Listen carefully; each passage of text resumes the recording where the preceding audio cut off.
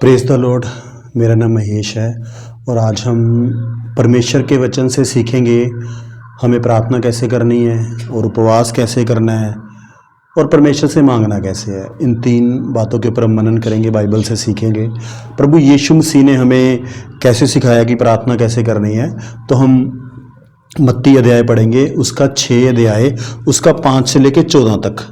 यहाँ पे क्या लिखा है, जब तू प्रार्थना करे तो कपटियों के समान ना हो, क्योंकि लोगों को दिखाने के लिए आराधनालयों में और सड़कों के मोड़ों पर खड़े होकर प्रार्थना करना उनको अच्छा लगता है।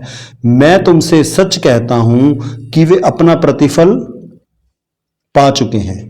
यहाँ पे प्रभु ना प्रार्थना के बारे में बता रहे हैं कि हमें प्रार्थना कपटियों के समान नहीं करनी है। आगे के वर्ड लिखा कि लोगों को दिखाने के लिए आराधनालयों में और सड़कों के मोड़ों पर खड़े होकर प्रार्थना करना उनको अच्छा लगता है।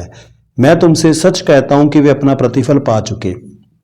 कुछ लोगों को ना ये होता है कि दूसरे लोग हमें देखें। जब हम प्रार्थना करें, वो परमेश्वर से प्रार्थना नहीं कर रहे, वो दूसरे लोगों को दिखाने के लिए कर रहे हैं कि दूसरे लोग हमें समझे कि हम बहुत धर्मी हैं, हम बहुत पवित्र है। आज ना कई जगह पे कंपटीशन चलता है। कई जगह पे कंपटीशन क्या चलता है कि मेरे ऊपर बहुत अभिषेक आ रहा है जी, मेरे ऊपर बहुत प्रभु की प्रेजेंस आ रही है। वो दूसरे लोगों को ये दिखाना चाहते हैं कि बस हम ही बहुत ज़्यादा धर्मी हैं, हम बहुत ज़्यादा पवित्र हैं। देखो, इस भावना से जो वर्शिप हो रही है, प्रार्थना हो रही है, वो किसके लिए हो रही है? वो प्रभु के लिए नहीं हो रही है। वो अपने अपने आप को बड़ा दिखाने के लिए हो रही है, दूसरों को दिखाने के लिए हो रही है कि हम परमेश्वर की बहुत अच्छी प्रार्थना करते हैं। लेकिन प्रभु क्या कह रहे हैं? ऐसे लोगों के लिए प्रभु ने क्या बोला है कि ये जितने भी लोग इस भावना से प्रार्थना कर रहे हैं, उनको प्रतिफल मिल चुका। देखो, प्रभु ये कहना चाह रहे हैं कि हमें जो प्रार्थना करनी है दूसरों को दिखाने के लिए नहीं करनी, और दूसरों से कंपैरिजन नहीं करना अपना कि मैं इससे ज़्यादा अच्छी प्रार्थना करता हूँ। कई लोग कंपेयर करेंगे, उसको तो प्रार्थना नहीं करने आती। प्रभु यीशु मसीह ने क्या सिखाया है कि प्रार्थना कैसे करनी है? 6 में पढ़ेंगे, परंतु जब तू प्रार्थना करे तो अपनी कोठरी में जा और द्वार बंद करके अपने पिता से जो गुप्त में है प्रार्थना कर। तब तेरा पिता जो गुप्त में देखता है तुझे प्रतिफल देगा। यहाँ पे प्रभु ने क्या कंडीशन दी है? क्या करना है? कोठरी में जा, द्वार बंद कर और गुप्त में। यानी प्रभु कह रहे प्रार्थना गुप्त में करनी है। आप द्वार बंद करो, कमरे के अंदर बैठो, वहां बैठ के प्रार्थना करो। मतलब कि जरूरी नहीं है कि हमें बहुत जोर से चिल्ला के ही प्रार्थना करनी है, बहुत ज्यादा जोर से चिल्लाना है। ज्यादा चिल्लाने से ऐसा नहीं है कि परमेश्वर हमारी जल्दी सुन लेगा। यानी प्रभु कहता गुप्त में प्रार्थना करो। तुम जानो और परमेश्वर जाने, लोग मत जाने। लोगों को दिखाने के लिए प्रार्थना मत करो। बहुत सारे लोग दूसरों को दिखाने के लिए प्रार्थना करते हैं कि हम बड़ी अच्छी प्रार्थना करते हैं या हम बहुत समय प्रार्थना करते हैं। देखो, ये चीजें किसी को बताने वाली नहीं है। ये प्रार्थना ना गुप्त में रखने वाली, किसी को बताने की जरूरत ही नहीं है मैं कितनी देर प्रार्थना करता हूं। आपको गुप्त में प्रार्थना करनी है, क्योंकि प्रभु यीशु ने कहा है कि तब तेरा पिता जो गुप्त में देखता है तुझे प्रतिफल देगा। मतलब पिता हमें देख रहा है। जब हम प्रार्थना कर रहे हैं तो कौन हमें देख रहा है? पिता देखें, लोग ना देखें। देखो, चर्च में जाके हमें वर्शिप करनी है, ठीक है, वो करो, लेकिन इस भावना से करनी है। मैं तो ये करता हूं कि आंखें बंद कर लो अपनी। जब आप वहां पे वर्शिप करो, ना इधर देखो ना उधर देखो, बस। और ये देखो कि मैं प्रभु के लिए आया हूं और प्रभु को मैं प्रार्थना कर रहा हूं, ना कि लोगों को दिखाने के लिए। हमारे अंदर दिखावा करने वाले से ना हमें चीजों से छुटकारा लेना, हमें दिखावा नहीं करना है। और प्रभु ने क्या कहा कि जब हम गुप्त में प्रार्थना करेंगे और प्रभु हमें देख रहे हैं तो प्रभु हमें प्रतिफल देंगे। आगे लिखा है, प्रार्थना करते समय अन्य जातियों के समान बकबक ना करो, क्योंकि वे समझते हैं कि उनके बहुत बोलने से उनकी सुनी जाएगी। प्रभु कह रहे कि जैसे दूसरे लोग बहुत ज्यादा बोलते हैं, उनको लगता है कि हम ज्यादा बोलेंगे तो हमारी सुनी जाएगी। प्रभु कहता नहीं, ऐसा नहीं है। जो हमारा परमेश्वर है वो क्या कह रहे हैं? इसलिए तुम उनके समान ना बनो, क्योंकि तुम्हारा पिता तुम्हारे मांगने से पहले ही जानता है कि तुम्हारी क्या क्या आवश्यकता है। देखो, हमारे परमेश्वर को सब कुछ पता है कि हमारी क्या जरूरत है।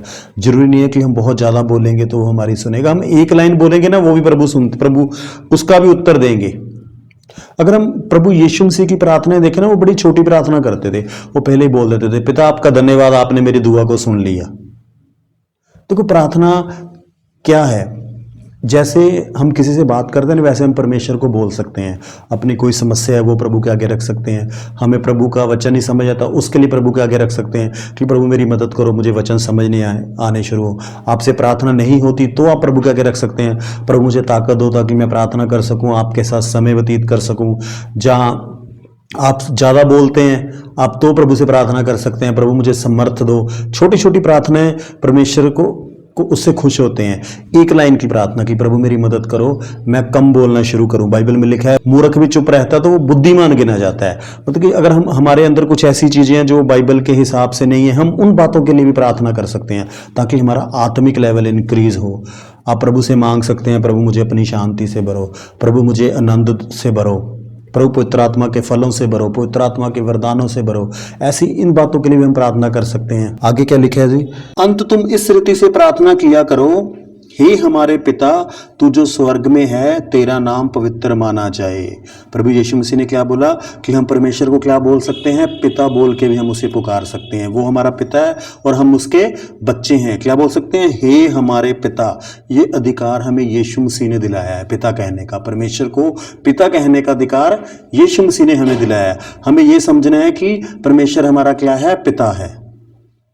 बाइबल में लिखा है यूहन्ना चैप्टर में कि जितनों ने यीशु को ग्रहण किया उसने उन्हें बेटे बेटी होने का अधिकार दिया। मतलब पिता का अधिकार प्रभु यीशु मसीह ने हमें दिलाया है। तो हम उसे क्या पुकार सकते हैं, पिता। पिता कहां पे है, स्वर्ग में। तू जो स्वर्ग में है तेरा नाम पवित्र माना जाए, तेरा राज्य आए, तेरी इच्छा जैसे स्वर्ग में पूरी होती है वैसे पृथ्वी पर भी हो। देखो इस वचन से एक लाइन क्लियर होती है कि परमेश्वर की इच्छा कहां पूरी होती है, स्वर्ग में। अब ये प्रभु यीशु ने आगे ये लाइन बोली है कि धरती पर भी वैसे ही परमेश्वर की इच्छा पूरी हो। इसका मतलब ये है कि धरती पर परमेश्वर की इच्छा पूरी नहीं हो रही है। तो हम इसके लिए प्रार्थना कर सकते हैं कि प्रभु आपकी इच्छा कहां पे पूरी हो, धरती के ऊपर पूरी होनी शुरू हो जाए। देखो कुछ लोगों को ना का कहना है कि धरती के ऊपर जो सारा कुछ होता है ना वो मतलब परमेश्वर ही करता है, अगर उल्टे काम होते गलत हो वो भी परमेश्वर ही कर रहा है। ऐसा नहीं है। धरती पे अगर कुछ गड़बड़ होती है तो वो शैतान करता है। आने वाले दिनों में मैं शैतान के ऊपर भी बनाऊंगा कि धरती के ऊपर कैसे परमेश्वर कैसे काम करता है और शैतान कैसे काम करता है।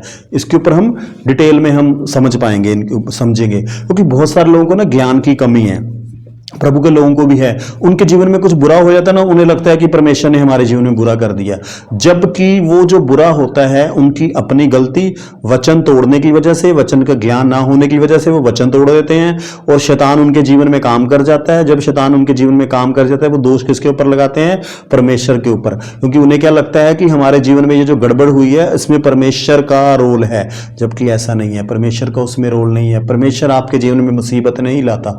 बाइबल में लिखा है कि इंसान अपनी ही बेवकूफियों की वजह से परीक्षा में पड़ जाता है, फिर वो दोष किसके ऊपर लगाता है, परमेश्वर के ऊपर। तो हमें समझने की जरूरत है कि हमारे जीवन में अगर कुछ गड़बड़ हो रही है तो वो परमेश्वर की ओर से नहीं है। आगे लिखा है हमारी दिन भर की रोटी आज हमें दे। प्रभु से हम मांग सकते हैं कि प्रभु आज दिन भर की हमें रोटी दे। उसके बाद क्या है, देखो इसमें ना एक चीज बड़ी अच्छी बोली है कि आज के लिए ही मांगो। ये नहीं बोला क्या आने वाले कल के लिए भी आपने मांगो। प्रभु कह रहे आज के लिए ही, आज के बीच में रहो, आज की जरूरतों के हिसाब से चीजें मांगो। मैं एक चीज और करता हूं, जब मैं घर से निकलने लगता हूं तो मैं सुरक्षा के लिए प्रार्थना करता हूं। तो अब जाते वक्त घर से सुरक्षा के लिए प्रार्थना कर सकते हैं कि प्रभु आने जाने में मेरी मदद करना, मुझे अब सुरक्षा प्रदान करना। तो ऐसे हम जाते वक्त प्रार्थना कर सकते हैं घर से, ताकि प्रभु हमारी सुरक्षा करे। उसके बाद क्या लिखा है, और जिस प्रकार हमने अपने अपराधियों को क्षमा किया है वैसे ही तू भी हमारे अपराधों को क्षमा कर। और प्रभु से अपने पापों की हम डेली माफी मांग सकते हैं कि प्रभु कल वाले दिन, बीते हुए दिन अगर जाने अनजाने हमारे से कुछ गलतियां हुई हो तो आप हमें क्षमा करें, हमारे ऊपर दया करें, ताकि दोबारा भी हम ये गलती ना करें। और यहाँ पे एक कंडीशन हो रहा है कि हमें अपने अपराधियों को क्षमा करना है। अगर किसी ने कोई हमें परेशान किया तो हमें उसे भी हमें क्या करना है, माफ करना है। देखो एक चीज हो रहा है, हमें प्रार्थना कैसे करनी है, प्रभु यीशु के नाम से हमने मांगना है। बाइबल में प्रभु ने कहा है यदि तुम मुझसे मेरे नाम से कुछ मांगोगे मैं उसे पूरा करूंगा, ताकि पुत्र के द्वारा पिता को महिमा मिले। तो इस तरह से भी हम मांग सकते हैं। बाइबल में काफी सारे एग्जाम्पल दिए हैं। अगर दो लोग मिलकर प्रार्थना करें, प्रभु ने कहा धरती के ऊपर दो लोग एक मन हो के मेरे पिता से मेरे नाम से जो मांगेंगे वो हो जाएगा। तो ये भी एक प्रार्थना करने का हिस्सा है। तो आप बाइबल पढ़ेंगे तो काफ़ी सारी बातें आपको उसमें से सीखने को मिल जाएंगी। और आगे क्या कहा है, हमें प्रार्थना में क्या मांग सकते हैं कि हमें परीक्षा में ना ला परंतु बुराई से बचा, क्योंकि राज्य और पराक्रम और महिमा सदा ही तेरे हैं, सदा तेरे ही हैं। अब प्रभु के आगे हम ये भी रख सकते हैं कि प्रभु हमें किसी ऐसी परीक्षा में ना डाल जिससे क्या हो कि परमेश्वर का वचन टूट जाए। देखो मरते दम तक ना हमें प्रभु से मदद मांगते रहना पड़ेगा। जब तक हम धरती पे जिंदा हैं हमें प्रभु से मदद मांगनी है। प्रभु हमारी मदद कर, प्रभु हमारी मदद कर, प्रभु हमारी मदद कर। ये सबसे बेस्ट प्रेयर है जब हम प्रभु से ना प्रभु हमारी मदद कर। कोई ऐसी चीज़ है जो कोई ऐसा पाप है जो हमसे हो जाता है बार बार, तो उसके लिए हमें प्रभु से बोलना पड़ेगा, प्रभु हमारी मदद करो, प्रभु हमारी मदद करो, इस पाप से छुटकारा दो, प्रभु हमें समर्थ दो। तो परमेश्वर आपकी दुआ को सुनेंगे और आपके जीवन से उस पाप को क्या कर देंगे, दूर कर देंगे। आगे लिखा ना हमें बुराई से बचा, मतलब शैतान से प्रभु की प्रार्थना, प्रभु हमें शैतान से बचा के रख। उसके बाद क्या लिखा है, इसलिए यदि तुम मनुष्य के अपराध क्षमा करोगे तो तुम्हारा स्वर्गीय पिता भी तुम्हें क्षमा करेगा। एक बात को याद रखना है आपने, आपके मन में किसी भी मनुष्य के प्रति क्या नहीं होना चाहिए, उसका कि कोई भी उसने गड़बड़ करी है, आपको परेशान किया है, उसको हमने माफ़ करना है। उसने कोई अपराध किया आपके विरुद्ध, कुछ भी ऐसी चीज़ की है जिससे आपको तकलीफ पहुंची है, तो हमें उसे बार बार माफ़ करना है। कब तक, जब तक हम धरती पे जिंदा हैं, मरते दम तक अगर कोई हमें लोगों को माफ़ करते रहना है। कोई भी हमें चोट पहुंचाए हमें बदला नहीं लेना है, बदला लेना परमेश्वर का काम है। प्रभु ने कहा है कि बदला लेना मेरा काम है, वो परमेश्वर का काम है, बदला लेना हमारा काम नहीं है। हमें लोगों को बार बार माफ़ करते जाना है। और यदि तुम मनुष्यों के अपराध क्षमा ना करोगे तो तुम्हारा पिता भी तुम्हारे अपराध क्षमा नहीं करेगा। यहाँ पे ना एक कंडीशन आ जाती है, जब हम दूसरों के अपराध क्षमा नहीं करते तो हमारे भी पाप क्षमा नहीं होते। तो हमें दूसरों के अपराध क्षमा करने, क्योंकि प्रभु ने हमारे पाप क्षमा किए हैं। हमने भी तो बहुत सारी गलतियां करी हैं। जब हम प्रभु को नहीं जानते थे तब भी बहुत गलतियां करी, जब प्रभु को जान गए तब भी हमारे से गलतियां होती गई। और जब हम प्रभु से माफी मांगते हैं तो प्रभु हमारे अपराध क्षमा कर देते हैं। वैसे ही हमें लोगों के भी अपराध क्षमा करने हैं। ये नहीं है कि वो हमसे माफी मांगेंगे तब हम क्षमा करेंगे, वो माफी मांगे ना मांगे हमें प्रभु के आगे रखना है उसको कि प्रभु इस पर्सन ने मुझे चोट पहुंचाई है, मैं दिल से इसे क्षमा करता हूं, आप भी इसको दिल से क्षमा कर दीजिए। तो इस तरह से हम प्रार्थना कर सकते हैं। अपने मन में किसी के प्रति वैर विरोध क्रोध हमने अपने मन में नहीं रखना है। अगर हम रखेंगे तो हम प्रार्थना नहीं कर पाएंगे और ये आपको प्रभु के साथ रिश्ता मजबूत नहीं होने देगी ये चीज। इसलिए सदा लोगों को माफ करते रहिए, क्योंकि प्रभु ने भी हमारे अपराध क्षमा किए हैं। उसके बाद हम आगे बात करेंगे उपवास के बारे में। प्रभु ने उपवास के बारे में क्या बताया। देखो बाइबल सब कुछ सिखाती है कि उपवास कैसे रखना है, प्रार्थना कैसे करनी है। जब तुम उपवास करो तो कपटियों के समान तुम्हारे मुंह पर उदासी ना छाई रहे, क्योंकि वे अपना मुंह बनाए रहते हैं ताकि लोग उन्हें उपवासी जाने। मैं तुमसे सच कहता हूं कि वे अपना प्रतिफल पा चुके। परंतु जब तू उपवास करे तो अपने सिर पर तेल मल और मुंह धो, ताकि लोग नहीं परंतु तेरा पिता जो गुप्त में है तुझे उपवासी जाने। इस दशा में तेरा पिता जो गुप्त में देखता है तुझे प्रतिफल देगा। देखो उपवास का सबसे पहली स्टार्टिंग क्या है कि हमें किसी को बताने की जरूरत नहीं है कि आज मेरा उपवास रखा हुआ है। अब मान लो आपने उपवास रखा है और आपके चेहरे पे मतलब भूख की वजह से दुख छाया हुआ है और आप लोगों को बता रहे हैं आज मैंने, लोग आपसे पूछेंगे कि आपने ऐसा मुंह क्यों बना रखा है कि मेरा उपवास है ना, मेरा उपवास है। प्रभु कहते नहीं, ये उपवास नहीं है। अगर तुम दूसरे लोगों को, तुम्हारे मुंह में उदासी ना छाई रहे, क्या होना चाहिए। प्रभु ने क्या कहा, मैं तुमसे सच सच कहता हूं कि वे अपना प्रतिफल पा चुके। परंतु जब तू उपवास करे तो अपने सिर पर तेल मल और मुंह धो, ताकि लोग नहीं परंतु तेरा पिता जो गुप्त में है तुझे उपवासी जाने। मतलब सिर्फ आपको और पिता को पता होना चाहिए कि आज आपने उसके लिए उपवास रखा है। और उसके साथ संगति कीजिए, बाइबल पढ़िए, प्रार्थना करिए। फिर बात वही आ गई, द्वार बंद करके परमेश्वर के साथ समय व्यतीत करिए। देखो जिस दिन आपने उपवास रखा है ना, ज़्यादा से ज़्यादा समय आप प्रार्थना में रहिए, अकेले बैठिए, द्वार बंद करके रखिए। जितना ज़्यादा समय हो सके आप प्रभु से समय व्यतीत कीजिए, है ना। स्पेशल अगर आप छुट्टी करके करो तो ज़्यादा अच्छा है। मैंने कुछ लोगों को देखा, वो क्या करते हैं कि उपवास रख लेंगे, काम भी करते रहेंगे, प्रार्थना नहीं करते। काम करते रहेंगे, क्या कहते हैं आज उपवास है, फिर शाम को खाना खा लेंगे। देखो ये तो फिर आपने भूख हड़ताल कर दी। बेहतर ये है कि आप परमेश्वर के साथ समय व्यतीत करो। ठीक है, अगर काम जरूरी है, नहीं है, ज़्यादा नहीं तो 1-2 घंटे तो आप कम से कम परमेश्वर के साथ बैठो, प्रार्थना करो, बाइबल पढ़ो, प्रभु के वचन को समझो, ताकि आपका आत्मिक लेवल इंक्रीज हो। ठीक हो गया। तो उपवास में हमें ध्यान रखना है कि लोगों को दिखाने के लिए हमने उपवास नहीं करना, किसी को बताने की जरूरत नहीं है कि मैंने 5 दिन के उपवास किए, मैंने 10 दिन के किए, चले किसी को ना पता चले। तो कुछ चीज़ें ना हमें गुप्त में रखनी पड़ेंगी, उपवास और प्रार्थना। प्रार्थना ही बताने की जरूरत नहीं है किसी को, क्योंकि प्रभु ने सिखाया हमें भी गुप्त में करो, प्रार्थना भी गुप्त में करो, उपवास भी गुप्त में करो।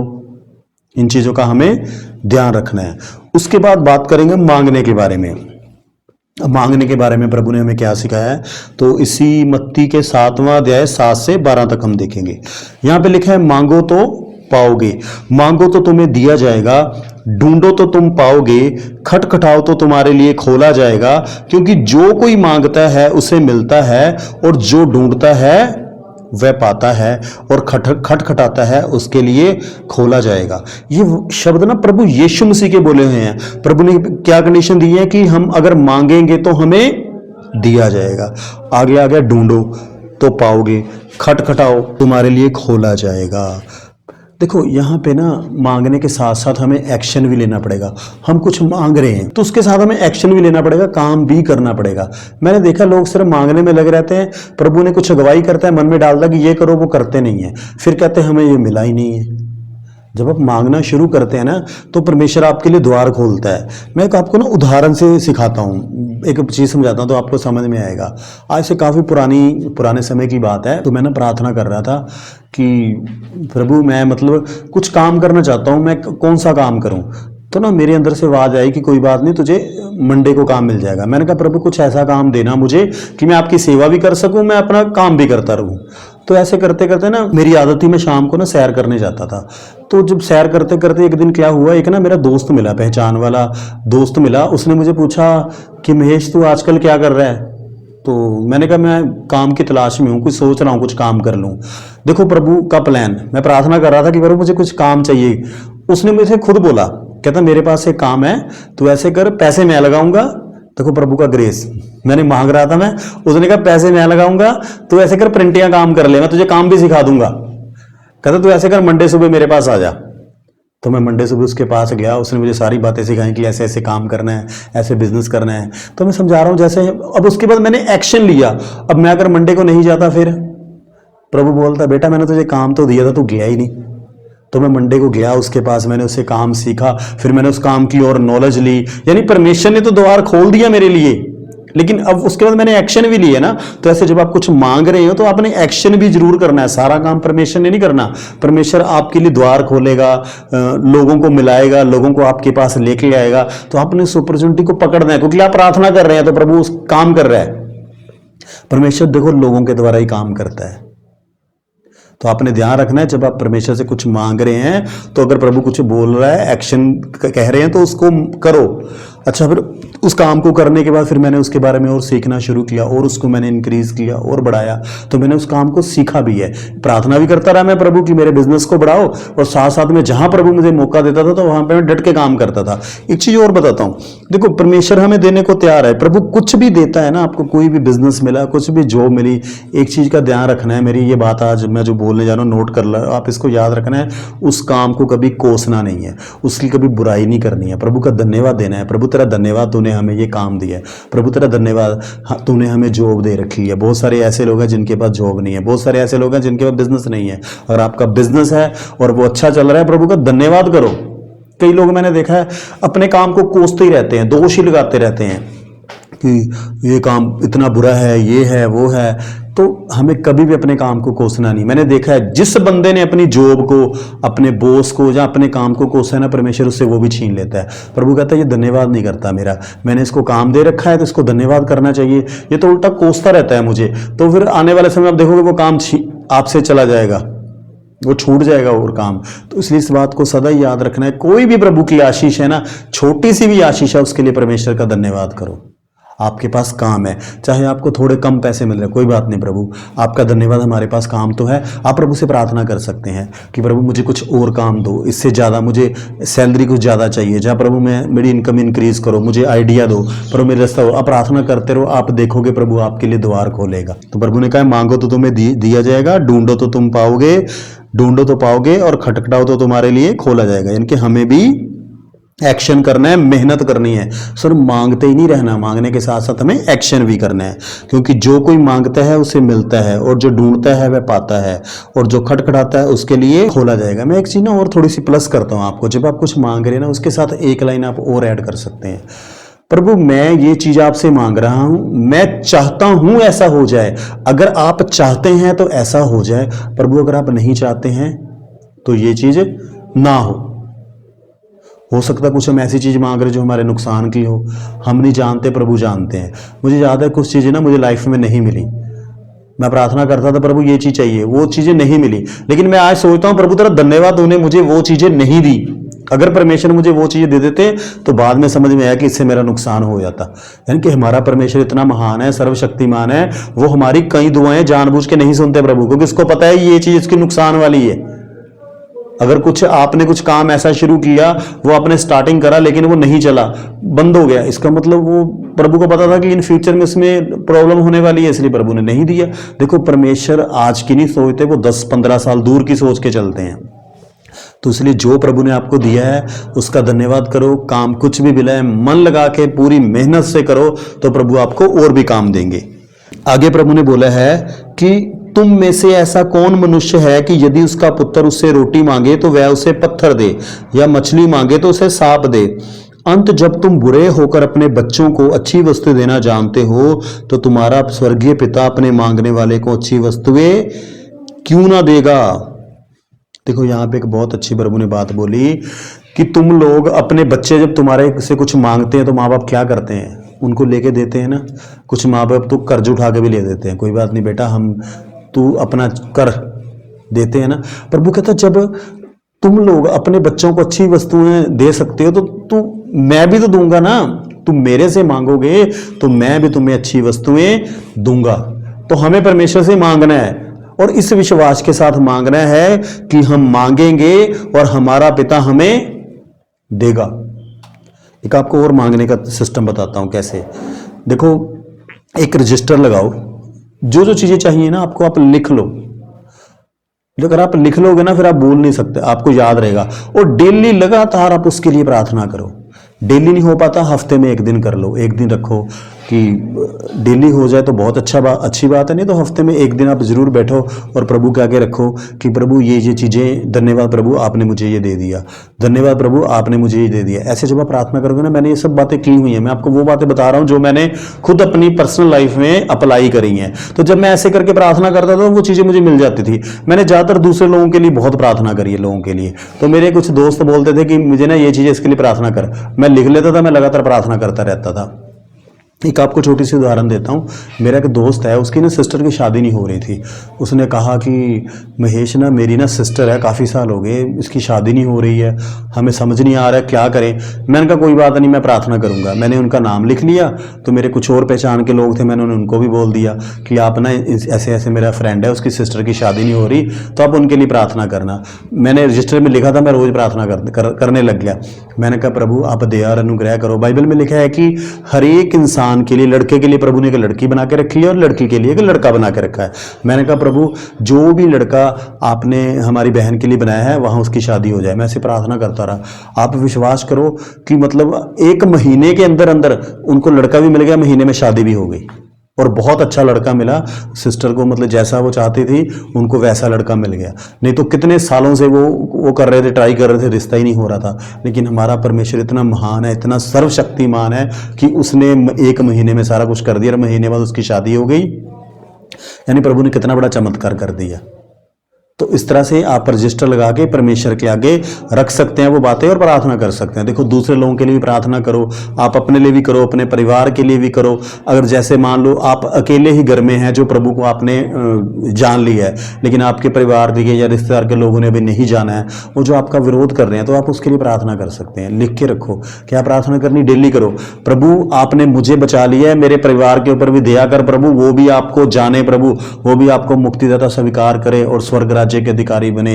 देखो, मरते दम तक आपने प्रार्थना ही करनी है कि प्रभु उनके ऊपर दया करो प्रभु। आप देखोगे, आपको पता ही नहीं चलेगा, कुछ सालों बाद आपके परिवार के लोग भी प्रभु में आ जाएंगे।